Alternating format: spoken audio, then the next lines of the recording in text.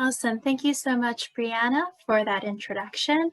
My name is Joanne Wong. I'm a general librarian at the Queens Public Library, and I'm so excited to be moderating today's presentation. Before we get started, all of us did believe that we should first highlight why it is important that EDI training is incorporated into libraries. Equity, diversity, and inclusion are core aspects of our libraries today and are imperative to truly making our spaces accessible, welcoming, and open to all for both our patrons and our employees. As such, I am very honored today to introduce our three speakers. We have first Grace Riario, the Executive Director of the Ramapo Catskill Library System. She holds a master's degree in public administration, as well as her MLS degree, and is NYLA's incoming treasurer.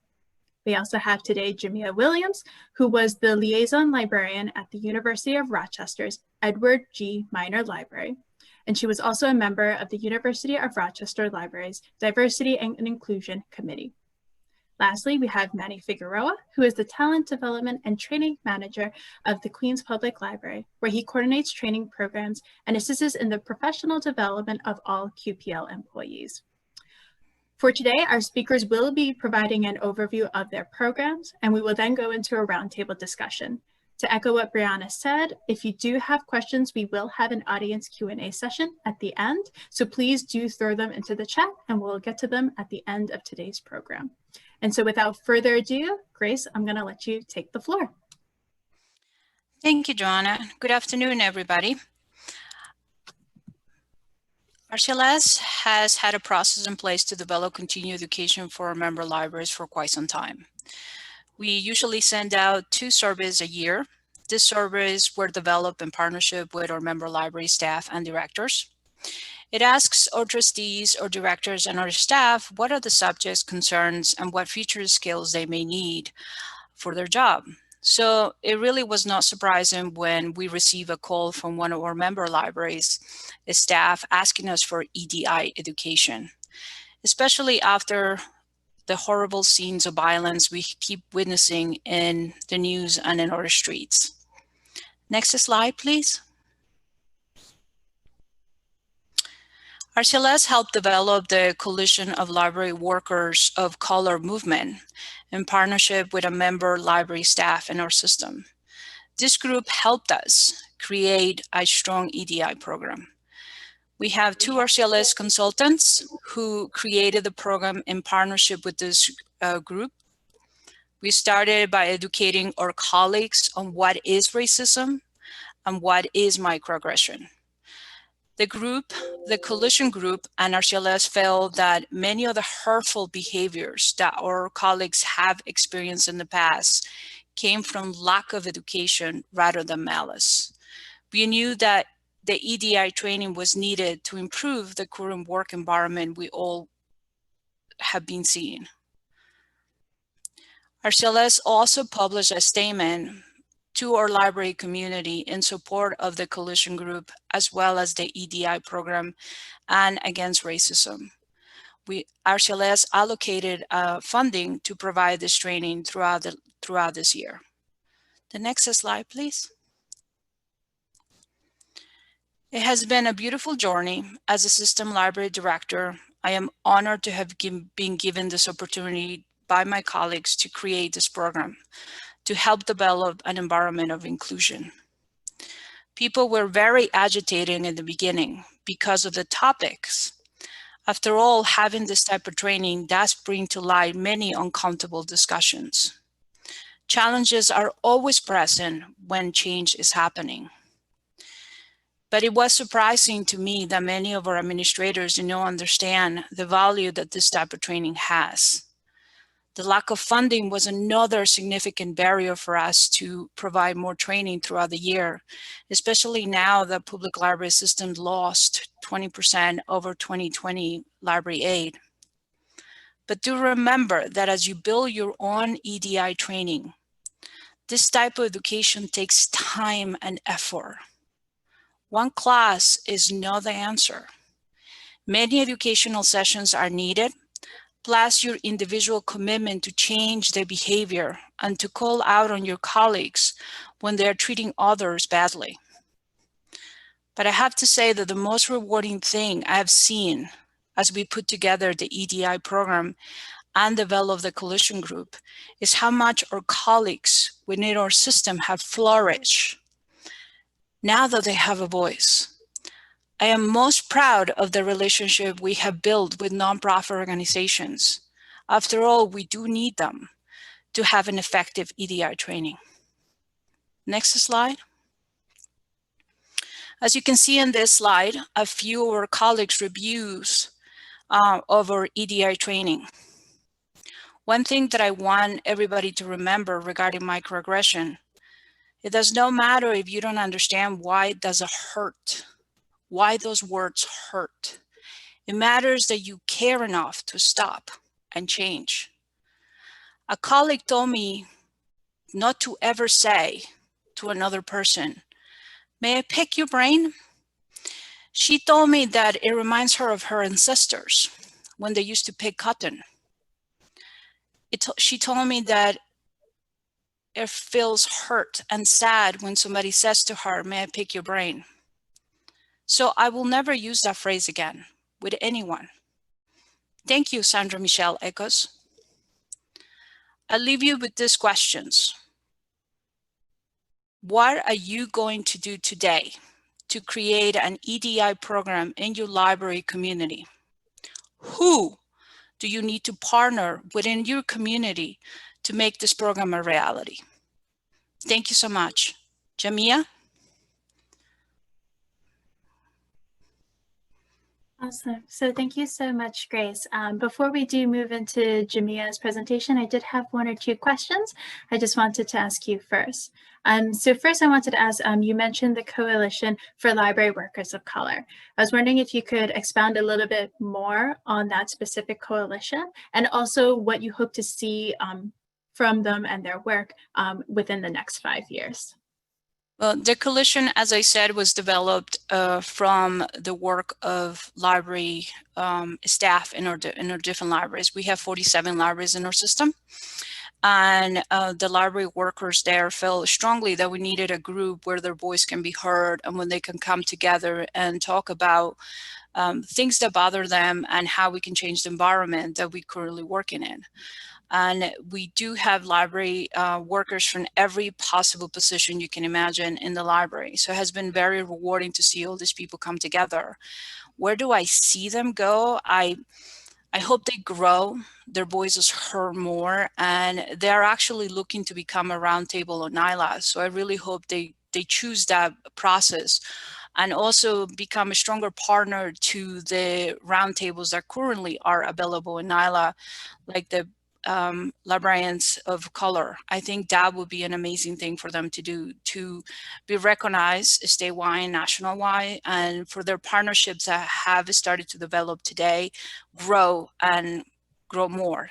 And primarily, I really hope that the library world finally opens its arms to people of color and to people that don't really fit any of our criteria. After all, we do advertise the libraries are for everybody, so maybe we should start with our staff. Exactly. Thank you so much, Grace, and we'll bring you back for the roundtable. Thank you so much. Thank you. And so next, Jamia, we're gonna bring your presentation up and take it away. Thank you so much. Hi, again, my name is Jamia Williams, and I was a liaison librarian at Edward G. Minor Library. Again, I was a member of the University of Rochester Library's Diversity and Inclusion Committee. Before I became a member, I was passionate about equity, diversity, inclusion, and accessibility. So I was happy to be a part of this committee. Before becoming a librarian, I did not have most of the language to articulate what I experienced being a Black woman that has other intersecting identities. Now I feel like I have learned so much by being in this profession. Now that you know a little bit about me, let's go to the topic at hand. Next slide, please. So this is my outline that I'd like to cover during my time with you today. Next slide. Since I arrived at the University of Rochester in 2019, I did not have most of the backstory to how this committee was formed, so I had to conduct an interview with Myra Henry to get the history. Myra created and leads the Diversity and Inclusion Committee. She is the University of Rochester River Campus's Deputy Dean of Organizational Development and Inclusivity. All of the University of Rochester libraries were asked to be a part of this committee. As you see, there's a Memorial Art Gallery Library, Sibley Music Library, River Campus Libraries, Edward G. Minor Library. The Memorial Art Gallery Library was the only library that declined the invitation. So in the beginning stages of the committee's work, they were involved with helping create a strategic plan. They worked with Dieta Jones and Associates, which led to creating their goals. A diversity statement was created, and it reads, "The University of Rochester libraries are committed to supporting a diverse and inclusive environment for students, staff, and faculty. The libraries encourage, support, and celebrate people of all races and places of origin, people with disabilities, people of diverse religious beliefs, sexualities, and gender identities, and the most vulnerable in our community. UR libraries are promoted as a safe space to learn, discover, heal, create, and make the world ever better. Libraries champion equitable access to information and entry to cultural dialogue for underrepresented voices. Staff members are empowered to promote equity, diversity, and inclusion through our library services, collections, spaces, programming, and recruitment efforts. The UR Libraries Committee on Diversity and Inclusion was founded in 2016 to ensure that diversity and inclusion remain in the forefront of library operations through collaboration and education. Committee members are passionate, dedicated librarians and library staff who agreed to serve a 2-year term from River Campus, Edward G. Minor, and Sibley Music Libraries. The committee has a $5,000 budget, which is to pay for speakers, events, and resources for the committee. The committee comes up with a theme for each year. The first theme was active listening, then cultural humility and self-awareness. The first speaker was Mark Puentes, and he came to speak to the library workers about diversity and inclusion in academic libraries. This event was an opportunity to give everyone a shared language for the entire year. Then he was able to have lunch with the committee members. The committee created the Diversity Dialogue series, Hey, Let's Talk. Also, lastly, our last event was the reading of the book, White Fragility, Why It's So Hard for White People to Talk About Racism by Robin DiAngelo. Next slide, please. So one of our challenges is the title of this slide. So I'm quoting Myra with her thoughts on it. The biggest challenge was and continues to be managing competing priorities and keeping D&I programming in the forefront as a fundamental strategic priority. I think libraries have to understand that this is not a trend and that this should be a part of the library's culture. So this priority should not have to wait for a better time or a more convenient time. Honestly, we will keep using this as an excuse if we don't do anything. Next slide. Strategies to overcome these challenges. Quoting Myra again, to work at these challenges, we consistently remind colleagues that creating an inclusive work environment and culture of respect is everyone's responsibility. D&I is not a one-time program or a celebration, it's a practice. Next slide. Successes and measurement of success. So on the left here is Myra's opinion on what successes that we have had and the measurement of that. And on the right side is my opinion on successes and the measurement of success. So absolutely, some of the successes include the formation of a committee inclusive of a library staff across a decentralized university. According to survey results, staff increase awareness as it relates to matters of D&I, sponsoring signature keynotes, facilitating difficult conversations, and diversity dialogue sessions and hosting book discussions. Myra Henry. So on my opinion, and is on the right here. So surveys was one of the ways that we were able to get feedback and to see, the progress that people were making.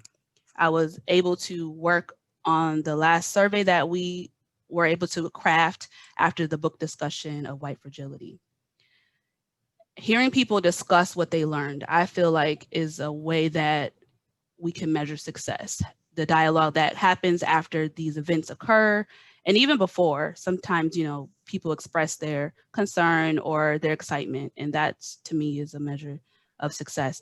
Witnessing people being more aware of the language that they use. So witnessing some of my colleagues self-correct themselves, in regards to various terminology, I think is a way, is success. Questioning institutional practices. So not just going along with this is how we have always done it, no one understanding the history behind why we are doing things. So questioning institutional practice to me is success. Embrace this as lifelong self-work that should happen in and outside of the library is definitely success to me. Just not thinking that this is something that we do at our job and that just leaving it at the job. No, carrying this outside of the library.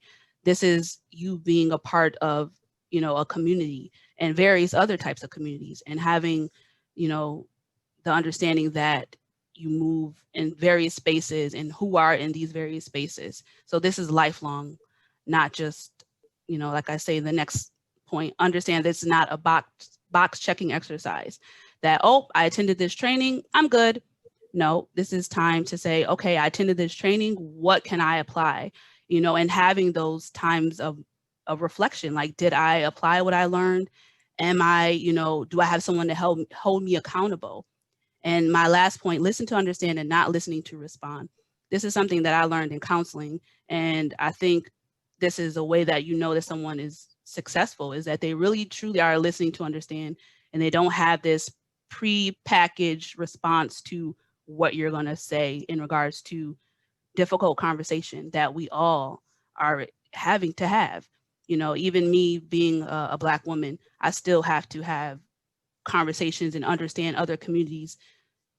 Even in the Black community, everyone's, not the same. We're all different. So being a good person and, having good intentions is great, but sometimes we're going to make mistakes. And when you do that, recognizing it and trying to move forward and be gracious with yourself, and most of all with others, as we all should be wanting to learn. And that's all I have. Well, thank you, Jamia. And so before we do move on to our next presentation in this slide deck, I did want to ask, since, just kind of echoing what you were saying, that, the training is not a checkbox. You need to actually utilize it in your daily life, both work and personal. In the world of academia that you're in, where have you seen the effects of these trainings, both in collection development as well as also student engagement in the field? I think us being open to other kinds of training, like, safe space training, seeing my colleagues, in regards to collection development, consider other writers, especially people of color writers, and not just the typical type of books. And then even the development, and not just because I worked in a medical library, not just medical literature, but other types of literature, and just taking that in consideration and being flexible with that. And as far as involvement with students, just being a listening ear to students and being there for them, and just regulating yourself in regards to questioning, like different types of questions that might not be appropriate. And I think that was important as well, that some of the things that I've seen and try to utilize during my time there. Awesome. Thank you so much, Jamia. And so we'll bring you back for that roundtable discussion. And so next in our slide deck is Manny. Manny, take it away. Hi, good afternoon, everyone. So my name is Manny Figueroa. I am the Talent Development and Training Manager for the Queens Public Library. It is a position that I have had since 2016. And just so everyone's aware of my background, I actually, started off as a librarian trainee in 1994, and worked my way up to become a regional director, you could say. I was my last position was the assistant director of the Community Library Services department of Queens Public Library. Now, when I moved into training, I was at first very fearful of the fact that that was not my training. Like many people in the library world, I'd gone to library school and I was prepared in that manner. So I really had to dig deep and remember that I was once a teacher, and I did go in front of people and do some form of training. Additionally, since our training department disappeared in 2009 because of the recession in 2008, I had already been doing training. A number of us had to take over doing training for the staff that we were responsible for. And so come 2016, I took over this department and pretty much started from scratch. So you'll see a little bit later, I talk about some of the challenges with that. So I'd like to give you a backdrop of the history of service to diverse populations in Queens. Queens is very large. Our service population is about 2.3 million, and Queens is probably the most diverse location in the United States, possibly even the world. Half of the population, or close to half the population, was actually born outside of the United States, and there are over 138 languages that are spoken in the borough. So you could see that it's very, very diverse. So the Queens Public Library has a long history of serving immigrant populations in different cultures and a very diverse group of people. So with that, in 1977, the New Americans program was started at the Queens Public Library, and they focused on services to immigrants. They did things like, and they still do to this day, cultural programs, coping skills programs, immigrant services, collection development. They did it all. They did it so well that, even to this day, when I go to conference, I'm always asked by people in different parts of the country, especially in those places where the population is seeing a shift in its demographics. I'm often asked about the New Americans program, and the New Americans program receives a lot of visitors, not just from around the country, but also from around the world. They also do in-service training, and they've always done in-service training. And in that in-service training, about twice a year, they always do training that is focused on working with immigrant populations and diverse populations. The Langston Hughes Library, which actually was a community center that was begun in 1969, has the Black Cultural Center. And they too offer a lot of information, but that's all based on race, ethnicity, language, national origin. We have to remember that diversity goes way beyond this. There are many different dimensions of diversity. And so you have to go beyond the traditional services, adult services, children's services, YA services. Those are pretty traditional. But Queens Public Library prides itself on going outside the box. And so besides having those services, we have things like outreach to the justice-involved population through its correctional services outreach. And a hip hop program is another example of one of the programs that they do, services to older adults, which is actually quite active. And so we see that it goes beyond those traditional services that we see in a lot of libraries.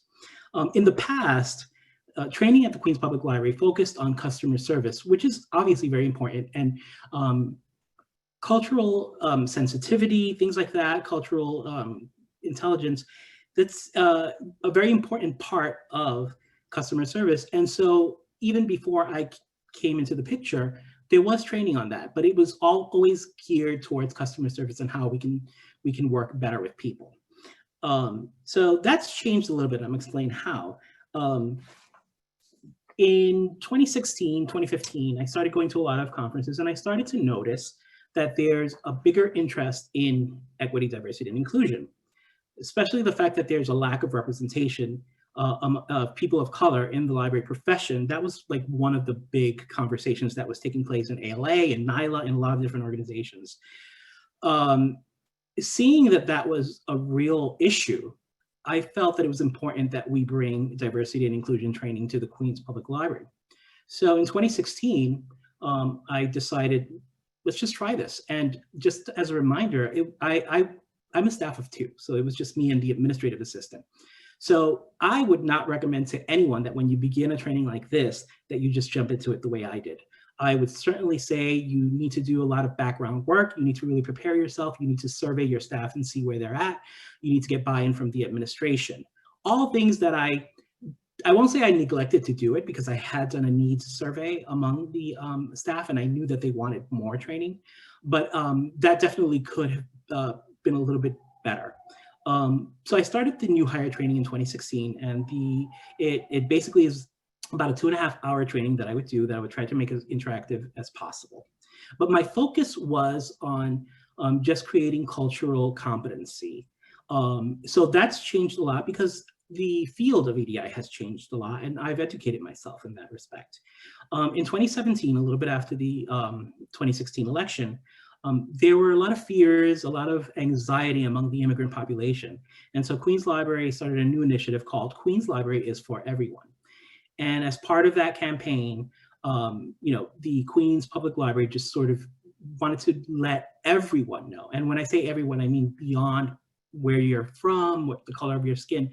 We wanted to let everyone know that you are welcome at the library. Switch to 2018, we have a new chief of staff come on board at the Queens Public Library. And we actually started to have conversations about equity, diversity, and inclusion training at the Queens Library. And as part of that, we launched the EDI initiative, a very important initiative at the Queens Public Library in 2019. A few important things about the EDI initiative at Queens Library. The first thing we did was we started an EDI training committee with about 12 members actually, no, I'm lying, it was about 15 members. And they were it was a cross section from different departments. We also tried to make sure that different groups were represented in that. The primary objective of the Equity, Diversity, and Inclusion Initiative at Queens Public Library is to educate employees about how to work collaboratively with people from different backgrounds. This training program aims to raise people's awareness and help them see the world and Queens through the eyes of someone of a different age, race, ethnicity, gender, ability, etc. Workshops, presentations, and staff discussions will help participants build skills such as communicating better with people from diverse backgrounds and reducing the level of unconscious or implicit bias in their decision-making. The EDI initiative reflects Queens Public Library's vision of a vibrant, informed, cohesive, and empowered society, thus creating a workforce that attracts and leverages diversity in its employees to enhance customer service and create programs and services that meet the diverse needs of the changing communities we serve. And that was the EDI statement that initiated the EDI initiative at the Queens Public Library. Additionally, we joined forces with the Department of Education. They have a very, very good training program on implicit bias titled How Good, Well-Meaning People Can Produce and Perpetuate Harmful Behaviors and Outcomes. Our Chief Operating Officer, she had a very good connection with this department, so they agreed to come in and do the training for our staff. And most of those trainings it was very interesting because it involved both Queens Public Library staff and teachers from the Department of Education. And it's an interactive session where participants examine implicit biases and understand how they manifest in practices, policies, and procedures. They will also learn strategies to minimize and reduce the effects of biases.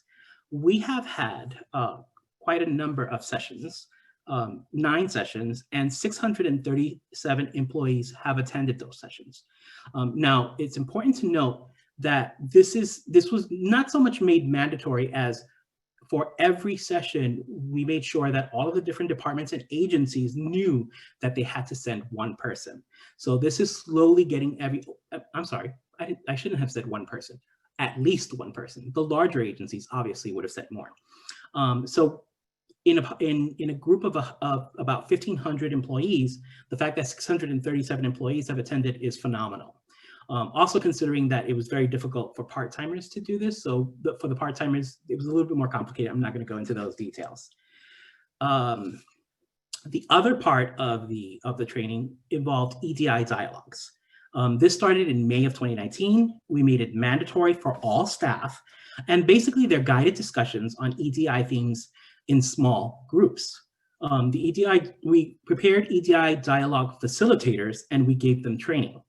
Additionally, we provided them with the facilitator's guide, which was a binder that not only did they have an introduction to the program and what was expected of them, and also reminding them that they were not subject matter experts. They were not, they were involved in basically facilitating and making sure that things ran as they should. Additionally, every month we would send them a packet that would go over what they needed to discuss that month. These are held every month, starting with the last Tuesday of every month. And we also did feedback surveys through using SurveyMonkey. And basically a little bit about the equity, diversity, and inclusion dialogues. Held on the last Tuesday of every month, staff will participate in a guided discussion around a diversity topic. Using a link on the staff website, staff at each agency will listen to a common introduction to a theme lasting approximately 10 to 15 minutes. During the rest of the hour, staff will discuss the introduced topic using a list of questions and discussion points. There will be a point person, the dialogue facilitator, at each location who will facilitate the discussion. The point person will receive a guide to facilitating discussion in advance. Obviously, we went through most of that. We did about 9 different sessions. We were supposed to do 12. But the hiccup in that was that COVID-19 came into effect. So we had to sort of just stop doing the EDI workshops. However, that does allow us to create webinar subjects that bring in to play different topics of EDI, and we reach a bigger population. The other result that has happened, not just because of COVID-19, but also because of the response to the murders of George Floyd, Breonna Taylor, and many others, the Queens Public Library really took that seriously. And so in August, our president and CEO, Dennis Walcott, established the President's Council for Racial Equity to examine our role and to encourage continuous dialogue and action within and beyond the library's walls. So it's very, very important. It's an initiative that's happening now, and it's been very successful so far. Okay, let me just move on to the next slide. So just going over some of the challenges and some of the successes. Lack of funding is a real issue for us. So a lot of the materials that we use, we sort of make in-house. We are fortunate that we have like different departments. So we have a printing department, we have departments that can help us with style guides. We have a lot of different departments that help in that respect, but it is a real challenge, but it can be done. You can do a program like this with little budget. Minimal staff resources. Again, I'm a staff of 2, so we often have to depend on collaboration with different departments, volunteers, etc. But again, this is something that you can overcome. Pushback from staff. Even though we did make it mandatory, we did get a little bit of pushback from some of the staff. In particular, I find it interesting that some of the pushback actually came from higher up in the organization, so it wasn't necessarily frontline staff. A lot of the people in the offices often said things like, well, I really don't have time for this, which is sad that someone would think that.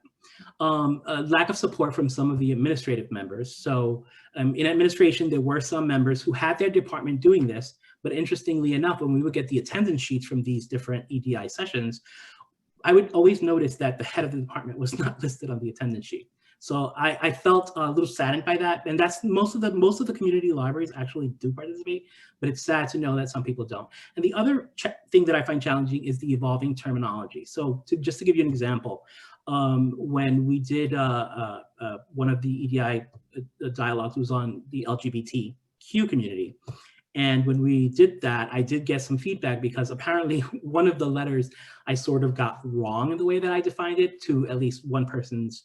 It wasn't to one person's satisfaction the way that I defined it. I did a lot of research for that, so I basically used what I found. But what struck me as even more odd is that we can all learn. I am actually a member of the LGBTQ community, and yet there are things that I don't know. So I think that's very important to understand. But the other thing is that, terminology is constantly evolving, practices are constantly evolving, and you really have to keep up with it, in different areas. And so it's really important to do your homework and to be prepared, so that you're not accused of offending anyone. And it's always going to happen. Mistakes happen. Sometimes we mess up. And so it's really important to understand that. We have had a lot of support from the administration. The chief librarian, who I report to, thought the idea was wonderful and gave us full support, as did most of the administration. And our CEO actually prepared a video that went out as the beginning process of that. Staff was actually motivated in our case, and that's not surprising because, again, it's very diverse. And so our staff was very happy to see something like this come to the Queens Public Library. I have some surveys, and I don't know how much time I have, so I'm only going to go over this if I have the time. Joanne, could you let me know if I have enough time to go over the surveys? About 1 more minute. Okay. The surveys were generally good, so I'm just going to sort of wrap them up in a minute, because I have 5 pages of surveys here. I'm not going to go through all of it. But essentially, the questions that we asked were things like, the EDI dialogue helped me better understand equity, diversity, and inclusion. Strongly agree, disagree, strongly disagree. So that's the type of questioning that we did. And we got some very good results. Most people really felt very positive about that. So for example, in that first question, we actually got over 90% of the people said either strongly agree or agree. The facilitator was engaging. That one also depended on the facilitator, but again, we got really good results. Opportunities to participate and discuss the subject matter were sufficient. I gained new information from this EDI dialogue that I can apply immediately. I would recommend these sessions to a friend or a colleague. Those were all ratings. We also asked a few other questions that asked them what they would be interested in. Please list the best feature or the part of the equity, diversity, and inclusion dialogue. Please list any features of EDI dialogue that can be improved, and please list any topics you would like to discuss in a future EDI dialogue. So those are some of the examples, and we got a lot of response from that. We also see an increased awareness among staff as they're dealing with each other, as they're working together. There's been some improvement. There were a lot of complaints before we started doing this training about managers not understanding their direct reports based on cultural factors. So that that improved a lot. And then engaging and supportive discussions, it just gives people an avenue to be able to do that and to discuss that. And we did find with the surveys that people really felt that was important. Go to the next slide. I'll finish there. I'm sorry. These are quick. So these are some of the feedback that we did get. So I'll let you read it because my time is up. But so we really had, people were very positive about it. People felt that it was a place where they could speak a little bit more about these topics that are sometimes difficult to address. Thank you. Awesome. Thank you, Manny. And thank you, Jamia, and thank you, Grace. And so this is about our time where we're going to start heading into that roundtable discussion. And if I'm not mistaken, these slides will be available after the conference, so just do keep an eye out for that. And so in terms of, all of us back here for our roundtable, everyone can answer any of these questions, but I'm going to just direct the first one to Grace. Specifically for Grace is when we're talking about EDI trainings in your system, what inspired you to bring them into your system? And also kind of what were some of the outcomes that you did not, positive outcomes that you might not have expected come out from it? Well, I think the inspiration came from my colleagues, really. I've been a librarian for a very long time, and I have experienced many discrimination, racism, microaggression myself. And to hear my young colleagues experiencing the same now, it was very heartfelt.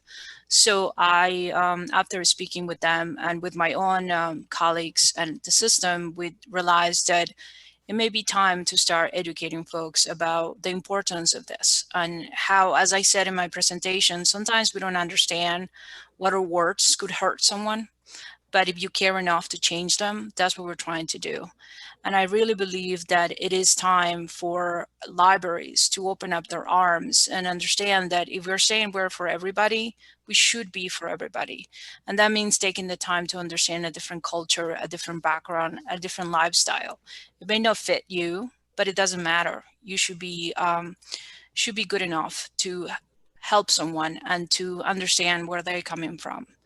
And what are some of the outcomes? I will say, seeing my young colleagues grow and be more spoken about what they want and what they need, and seeing flourish, and looking at new venues, how they can grow this program, what things we need, what things we don't have, how we can change the environment we currently work in.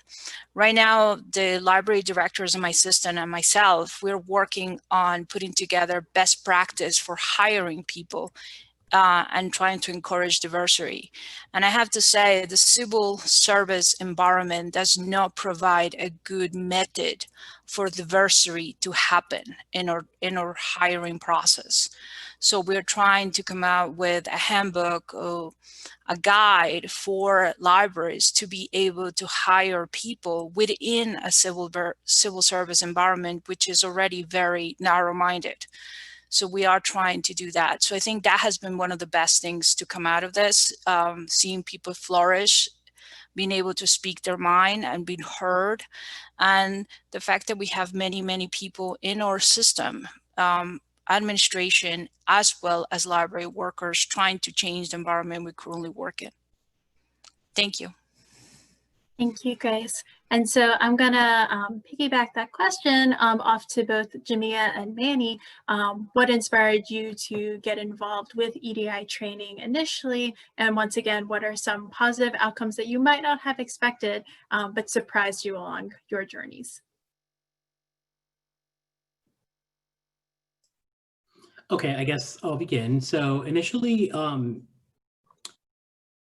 guess being a person of color, an LGBTQ, a gay man, I have witnessed my share of insensitivity, microaggressions, etc. And so in terms of the library profession, I started to witness that people were more willing to talk and more willing to listen. And not only that, but even within my own organization, my organization was very supportive. And also most of the people that I've dealt with in my life, in my career at both Queens Public Library and the New York Public Library, you know, people were always very positive and helpful and wanted to hear what I had to say. Because that's the other thing about it, that it's beyond diversity. It's about creating these inclusive spaces where everybody's voice is heard. So seeing that, it inspired me to really take a shot at it. And I'm just very happy that I was able to have that conversation with people in the administration who are like, let's go for it, let's do this. Awesome, thank you, Manny. And Jamia? Yeah, so personally, I've always been a person that never shied away from difference. To me, difference excited me. It made me more curious. I never was afraid of it. So I was always drawn to people that are different from me, from different backgrounds, different cultures, and different ethnicities and languages. So and the type of personality that I have, I don't like meanness. I don't like bullying. So I always have been outspoken in regards to that when it's appropriate. Because sometimes, you know, I am, you know, I'm a Black woman, and sometimes it could shift real quickly to now I'm the one being attacked. But nevertheless, so it's just something that I've always been passionate about. So I brought that into, you know, this being my second career as a librarian, that passion, and I was happy to see that people were passionate about this. So I wanted to join along and be a part of it, be a part of the change. Exactly, Jimmy. I think the like, as everyone was saying, you know, the best part is when you see people who actively say, I want to learn, I want to be a part of the change, you know, we want to see a better and brighter future. And so that's always a wonderful outcome to see from these trainings. So in terms of currently where we are right now in 2020, as we all know, we're currently in a virtual space right now. And my question for you guys is in terms of switching to a virtual setting for these types of EDI training. What has been some barriers? What has been some challenges? And what are ways that you guys are overcoming these challenges to continue these very important trainings in this virtual setting? So I'll open it up to Grace, Manny, and Jamia, whoever would like to take a shot at it first. So I have to say that during the lockdown time was one of the best things that could have ever happened. And I know it's sad that I'm saying this, but we had the attention of our library staff. So we provided this type of training during the lockdown. And since they were home and they were encouraged by the administration to take training, this was one of the trainings they took. So that actually helped a lot with attendees, I will say.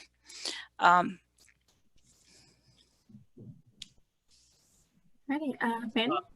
Sure.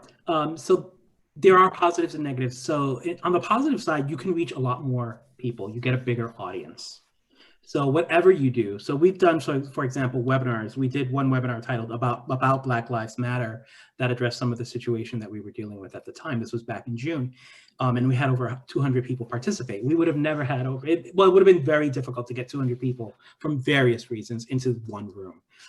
So it does allow for that, and that's wonderful. But on the other hand, it doesn't allow for as much interaction. So for example, the dialogues that we would have, people were in a room and they were talking, and it was a safe space, and they were expressing themselves. There were exercises involved. Even when I was doing the training for new hire, there were a lot of different exercises involved where you get up out of your seat and you do this and you do that, and other things that are more interactive.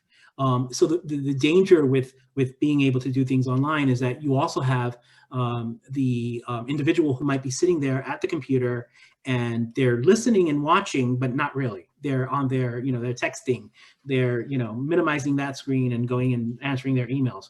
So you don't necessarily have that audience as attentive as you would have it if they're in the room with you. And Jamia? And just to piggyback off of what Manny said, and I feel like some people have virtual courage. In person, they wouldn't have the audacity or the gall to say or do the things they do. But virtually, they all of a sudden now have a lot to say, either by disrupting the training or session or, via chat or verbally. So that's one thing that people, I think, learned very quickly as, Zoom bombing was occurring in the beginning of the pandemic. But for us at the beginning, we held off meeting as a committee due to uncertainty, but we did host a special edition of Hey, Let's Talk around the time that we found out about Breonna Taylor, Ahmaud Arbery, George Floyd, and Tony McDade's death. We were able to host that and have tough conversation around that because a lot of us experienced being furloughed. So that's why it was, we weren't able to do as many events as we would wanted to during this time. Thank you, Jamia. And so we do have some questions coming in for the audience Q&A. I do want to mention, if you are looking for resources on EDI training and where's places to start, I did throw a link into the chat. I'll throw it in again very shortly. And I will also be throwing up very shortly after I ask this first audience Q&A question, the contact information if you would like to reach Grace, Manny, and or Jamia for more information on the wonderful programs and trainings they're hosting. But first, I do want to just get to this question is from Stuart. Thank you, Stuart, for your question. Considering that the presenters are from library systems or major urban libraries, are there implications for smaller libraries that do not have the same kind of EDI among their patrons and staff? So I think I would like to answer, Stuart, because our system, as I said, we have 47 public libraries and they're independent of the system. We are there to support them. So I will say we do have little libraries in our system and they have chosen to participate in book discussions. So they chose a book that may be hurtful or helpful to people, depending on the topic, and that brings the conversation together. They have done that. They have also looked at the TED Talks. There are some really great TED Talks that you can listen to. That can start the conversation as well. And you don't need those two programs. You don't need to pay anybody. You don't need to pay a presenter. It's just trying to get people together to talk about it, to actually open up a little bit about it. And as I said, it's not going to be one class. And I think Jamia as well as Manny have said this. This is a working on yourself as a person, but also training yourself and trying to encourage other people to do so, and trying to encourage other people to treat other people better. So it's not just one class, one program that this is going to help. It's many steps. I'd like to jump in and answer that as well. It's interesting because going to, oh, are we out of time? Oh, sorry. I'm just sharing some of the contact information. Going to conferences, I once encountered someone who said, well, you know, that they went to their administrator wanting to do EDI training in their location somewhere in the, and they were told, well, we're not really a diverse community. Why would we want to do this? You know, and my thing is, one of the first things that you learn when you start doing diversity is that diversity, there are different, so many different dimensions of diversity. So just because everyone in your organization, or mostly everyone in your organization, is white, well, but there are males and females. There are different people who fall in different parts of the LGBTQ spectrum. There are people who might be disabled. So there are different dimensions that you could talk about and look at, and that can be the starting point to the conversation. But it has to go beyond that, because we live in a global world now. So we're not just interacting with people in our own tight-knit communities that might be somewhat homogenous. We're also interacting with people throughout the world. We're attending events, we're going out digitally, virtually, and there has to be a level of understanding and just understanding the differences and respecting the differences. And that can only come if you're willing to start the conversation.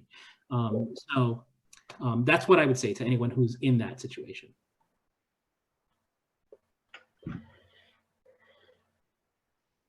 Alrighty. And so going to another question we have, which is echoing actually something that many of you have said, is just what are specific things that you can do if you are getting pushback from whether it's from administration, whether it's from staff members who don't want to do the training. What are some specific tips you would recommend for dealing with that type of pushback and kind of continuing to forward those EDI tenets?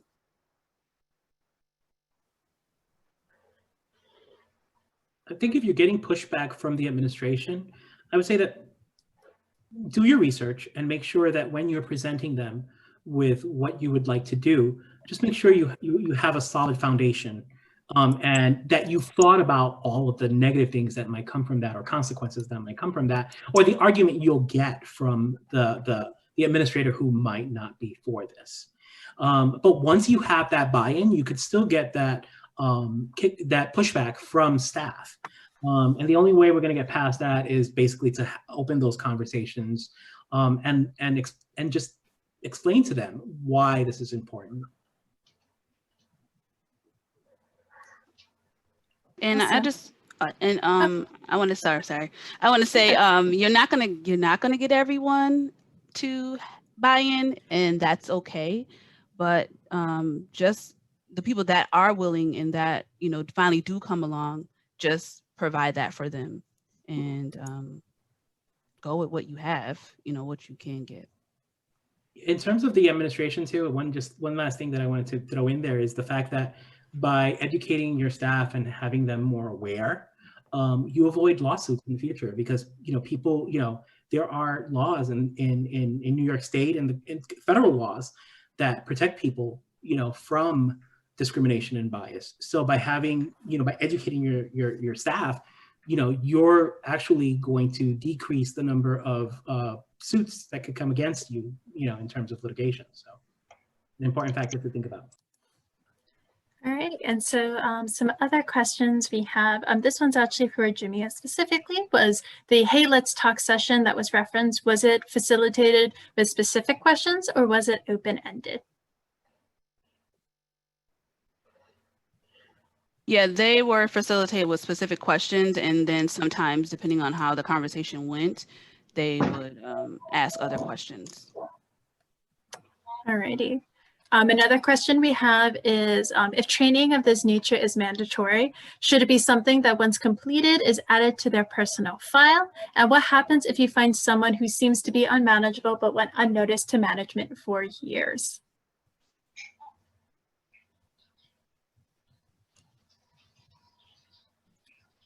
So I think another way to spin this question is also, in terms of these trainings, should it just be one training once and done, or should it be a long-term thing where it's consistently happening, like maybe like a yearly check-in of a training versus just once, one and done? What do you guys think? Well, my wish is that it becomes law, like it did sexual harassment. I think that will help a lot. I think once you're pushed to do this kind of training once a year, and just remember, as Manny has stated previously, EDI is very complex and very diverse. So one training is one topic. There's many, many topics that involve EDI. So I will say having it once a year would be very, very helpful. And then for some other last questions, as we're running into the last minute of today's session, Julie has asked, is there a specific good resource or reference to explain why EDI is needed? And I think this can also go into that, spinning it too as well, of when you're running across someone who maybe is not as willing to do the training or to implement it in their system, what would be the best resource you could say that you can give to someone to explain why it's needed? In terms of resources, I would point people to ALA's website. Look under ADLOS, and that's the Office for Diversity and Literacy Outreach Services. They have a lot of materials there that have to do with EDI training, and also certification for it. So that might be a very easy and good place to start. And then, so someone was asking, Julie was just asking, what's the spelling of that again? Oh, I think Jamia just put it in there. ODLOS is the resource. And so we've hit actually, if there's any last minute questions, feel free to throw it into the chat. But it seems as if we have hit our 2:30 mark for today. So thank you, Grace, Manny, and Jamia. You guys are all wonderful people doing amazing work at your different systems. It was an honor to help moderate today's session. And thank you to all of our participants for asking questions, watching, and please do check out that resources page that Grace, Manny, and Jamia had created. I will throw it back in there, the Google Doc again, so you can take a look at it. And once again, thank you so much, everyone. And thank you also to everyone at NYLA. It's been a wonderful experience so far. Yes, thank you. Thanks, everybody. Take care of yourselves. Be well. Thank you. Stay safe. Thank you, everyone. We hope to see you at another program very, very soon.